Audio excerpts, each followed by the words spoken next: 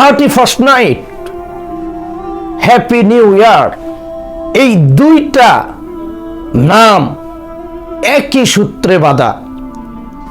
আমরা এক দুই দিন পরে যেই বর্তমান 24 সাল চলতেছে, 25 সালের প্রথম দিন রাত্রি 12টা 1 মিনিট হইতে দেরি, আর আমাদের এই 31st নাইট উদযাপন করতে দেরি নাই। এরকম মন মস্তিষ্ক আমাদের ছুঁড়ে ফেলে দিতে হবে।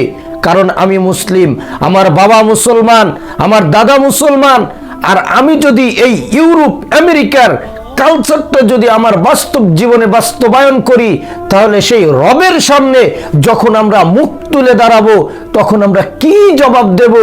যে আয় মালিক, আমি দুনিয়াতে যতদিন ছিলাম, আমি happy new year 31st night Europe আমেরিকার কালচারকে আমার বাস্তব জীবনে সাজিয়েছি, তোমার রাসূলের রঙে রঙ্গিত হতে পারি নাই, কোরআন অনুযায়ী জীবন গঠন করতে পারি নাই, তখন আমার আপনার জবাব কি হবে?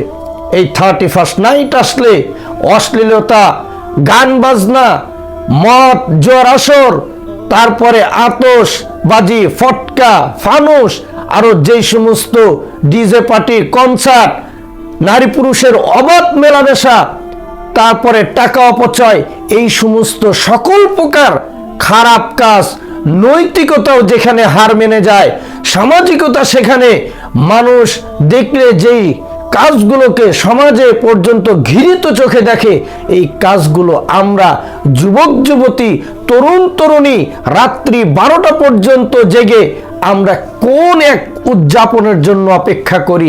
আমার তো বুঝে আসে না, আমার তো সেন্স ভালো, আমি তো মেন্টাল না। তাহলে আমার কিসের কারণে এই ইহুদিদের একটা উদযাপনটা আমি মুসলিম হিসেবে উদযাপন করি? একবার কি চিন্তা করে দেখা যায়? একবার কি মনের সাথে বোঝা যায় যে আমি কি কারণে এই ইউরোপ আমেরিকার কালচারটা আমি মুসলিম হিসাবে আমার জীবনের সাথে সম্পৃক্ত করি?